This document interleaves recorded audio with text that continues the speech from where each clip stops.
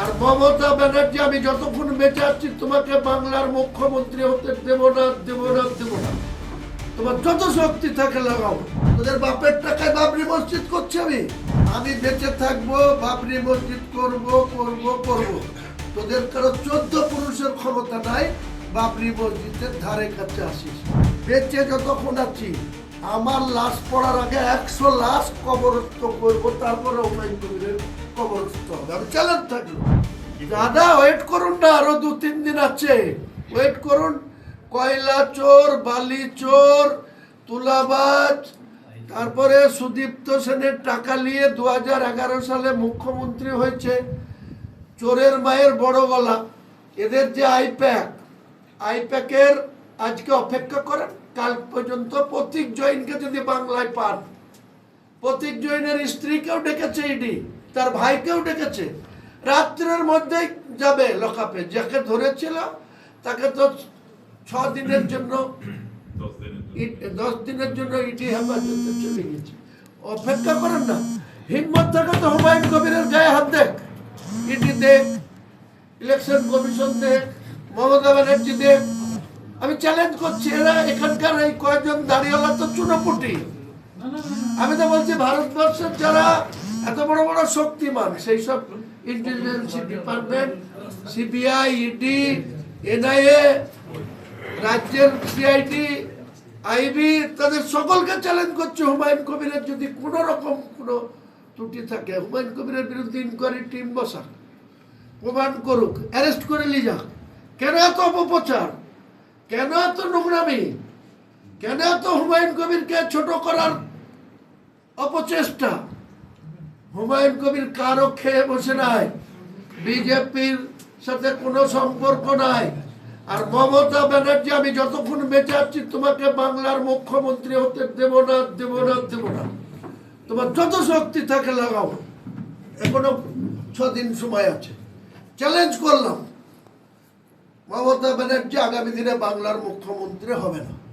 কার শক্তি কত বেশি 4টা মে দেখাবো। হুমায়ুন কবির কতটা মানুষের কাছে প্রিয়, যতই অপপ্রচার করুক। আর অমিত শাহ স্বরাষ্ট্রমন্ত্রী আপনি ছিলেন, হাইকোর্টের অর্ডারে আপনার দপ্তরের 19 কোম্পানি ফোর্স সেখানে পাহারা দিয়ে বাবরি মসজিদের ভিত্তি স্থাপন করে দিয়ে গেছে। আর এই মমতা ব্যানার্জির পুলিশ প্রশাসন আটকাতে না পেরে দাঁড়িয়ে থেকে অসহায়ের মতো রাস্তা ক্লিয়ার করার জন্য আমাদেরকে বারে বারে রিকোয়েস্ট করেছে। আমরা যদি সেদিন মনে করতাম যে ওই বেলা 12টা থেকে বেলা 5টা পর্যন্ত রাস্তা পুরো জাম করে রাখতে, তা রাখতাম। কিন্তু আমি মানবিকতার খাতিরে যে অনুষ্ঠান 2 ঘন্টা চালানোর কথা, সেই অনুষ্ঠান আমি 1 ঘন্টাতে শর্টকাট করে, শুধুমাত্র মানুষের কোনো ক্ষতি করব না বলে, মানুষকে কোনো কষ্ট দেব না বলে। আর আমাকে চ্যালেঞ্জ করা হচ্ছে, তোদের বাপের টাকায় বাবরি মসজিদ করছি আমি। মুসলমানদের যারা সাহায্য দিয়েছে তারা যদি আমার কাছে এসে বলে আপনি বাবরি মসজিদ নিয়ে প্রতারণা করেছেন, আমি 100 টাকা দিয়েছি, আমাকে ফেরত দেন, এক্ষুনি নিয়ে যাবে।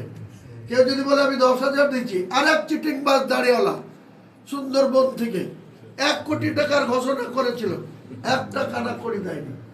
এই অভিষেক একজন 80 কোটি টাকা ঘোষণা করেছিল, অভিষেক তার ব্যবসা লাটে তুলে দিয়েছে যাতে এখানে টাকা না দেয়। তাকে এত রকম হ্যারাস করেছে, তার ব্যবসা একদম ডকে তুলে দিচ্ছে। কি আছে, তুই আটকাতে পেরেছিস অভিষেক? পারবি না। আমি বেঁচে থাকবো, বাবরি মসজিদ করব করব করব। তোদের কারো 14 পুরুষের ক্ষমতা নাই বাবরি মসজিদের ধারে কাছে আসিস। আমারও বাহিনী আছে, আমিও মুসলমান ভাইদের সঙ্গে নিয়ে, যে অমুসলিম হোক আর যে দাড়িওয়ালা হোক বাবরি মসজিদের বিরোধিতা করবে, তাকে ওইখানে আলাদা একটা আরো 5 বিঘি জায়গা কিনবো, দ্বীপ তাদের কবর দেবো। ওইখানে একটা কবরস্থান হবে, হ্যাঁ সমাধিস্থল হবে। পাল্লে আটকে নিবি, দাঁড়িয়েওয়ালারা কয়েকজন আটকে নিবি, আর অন্য যারা চটি চেটে খেছিস, পা চেটে খেছিস, তারাও আটকে নিবি পারলে।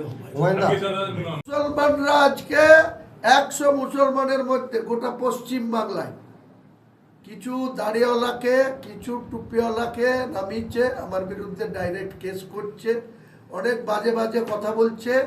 এই দাড়িওয়ালা যে কটা করছে, এই দাড়িওয়ালাকেও আমি যদি বেঁচে থাকি, যে কটা আমার বিরুদ্ধে আজে বাজে কথা বলছে, কেউ আমার বিরুদ্ধে যেভাবে গালিগালাজ দিচ্ছে, আমি আল্লাহকে বড় করে বলছি, আল্লাহকে কসম করে বলছি, আমি যদি বেঁচে থাকি এদেরও আমি জ্যান্ত পুঁতবো, জ্যান্ত কবর দেবো এদেরকে।